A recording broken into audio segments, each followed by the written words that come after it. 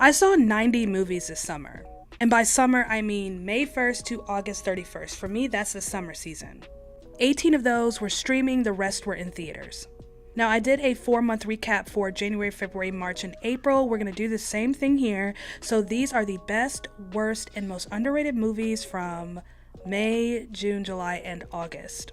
Quick disclaimer, there's a good chance I'm not going to list your favorite movie, and that's because I've seen 162 movies this year, and that includes the 2 that I've already seen in September. I will hit 200 movies by Halloween. Just keep that in mind. For the month of May, the best movie I saw was Bring Her Back. You had a lot of big blockbuster movies in the month of May. You had Thunderbolts, Mission Impossible, Lilo and Stitch. I guess they were trying to go blockbustery with The Karate Kid, but Bring Her Back was definitely the best one. That one scene, I mean, if you've seen it, you know what I'm talking. I can't get out of my head. I gagged. I gagged. Worst movie that I saw was Hurry Up Tomorrow, that The Weeknd movie with Jenna Ortega and The Weeknd. I don't even want to talk about it. That movie pissed me off. Friendship was a movie that was actually really good that you probably didn't see. It was just so funny and sad. Just this interesting picture of loneliness and how important friendships are, but it's kind of twisted. Made me hate Paul Rudd just a little bit. For the month of June, best movie I saw was Brad Pitt in F1. Just a total package film. This is my pick right as of right now for best sound for the Oscars next year. Just beautiful. The editing, storytelling, the acting. It's a good, nice ensemble piece, and yet Brad Pitt, I think, just stands out because he just does. He's a movie star. Damson Idris. I know he's done a lot of television here and there, but he's a movie star, and I hope he starts to pursue bigger films like this in the future because he's built for it. He's built to carry this kind of torch, and I loved that art imitating life because, again, Brad Pitt is this big movie star, and then you have this up-and-comer, and that's essentially what this movie is about, is this kind of old-timer in this industry passing on the torch to the next generation. The worst movie I saw in the month of June was this movie called Jonesing, which, if I read correctly, was a spiritual sequel to Love, Jones. The movie was just so bad. Felt like a student film. I'm sorry. I know they worked hard, but good God, the acting was so terrible. The music, story, everything was just bad. There were a lot of little gems in the month of June, I thought, but The Life of Chuck was solid. So good. It's an interesting, one of the most descriptive and beautiful portraits of life, death, and grief. This is good.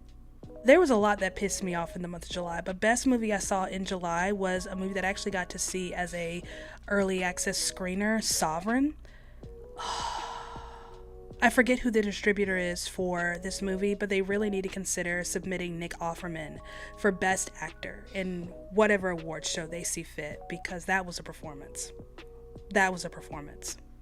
Worst movie, and I might get some hate for this one. I don't know. Every time I say something about Tyler Perry, people get mad. But yeah, Tyler Perry's Medea's Destination Wedding. Again, there was a lot in the month of July that pissed me off, but this movie was just so disappointingly bad. Like, please just stop. Not to say that Madea films were ever like high quality, but they were wholesome in a way. Like, these were good life lessons about, perseverance and family, Christian values, what have you. And now it's just, Madea is just one big minstrel show. Like, it's embarrassing at this point. Logan Lerman and Molly Gordon in Oh Hi was some of the best comedy I've seen in quite some time. Art imitates life, right? So I feel like we're getting a lot of romance movies that are imitating a lot of the conversations we're having about dating and relationships, and this movie is definitely a reflection of that. August was a toughie because there were a lot of really good standout films in the month of August. It was also my biggest month to date ever. Altogether, I saw or watched via streaming or in theaters 30 movies. I've never seen 30 new movies in one month, like never. I could do a top 10 just for the month of August. But best movie that I saw in the month of August was definitely Weapons. I loved the non-linear structure. I felt like a spider web. It was just a nice little horror mystery. The marketing even, gosh, the whole package was just one. I loved that movie. That was good. Had my jaw on the floor. I love when I come out the theater and I just see pockets of people just having conversations. You go outside and there's still people standing there just talking about it. That's how you know it's good. When immediately you want to have conversations, immediately you want to know how your friends thought and what they got of it, what they missed, what you didn't see. Like, oh, I love stuff like that. Again, another movie that was so bad it pissed me off. Run. Why? Why?